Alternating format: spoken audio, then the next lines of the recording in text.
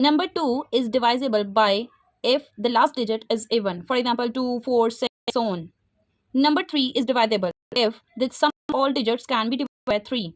For example, 261, 2 plus 6 and plus 1 is equals to 9. Number 4 is divisible. The last two digits are divisible by 4. For example, 1024. 24 divided by 4 is equal to 6. 5 is divisible by if the last digit is 5 or 0, like 15, 70 and so on. 6 number is divisible by if the last digit is even and the sum of its digits is divisible by 3. For example, this is the number, and if we count this, 7 plus 4 plus 4 plus 6 is equals to 21. Number 7 is divisible if there is no divisibility test. Number 8 is divisible if the last three digits are divisible by 8. For example, if we have a number 75, 384, then 384 is divided by 8. The answer is 48. 9 number is divisible by if the sum of its digits is divisible by 9.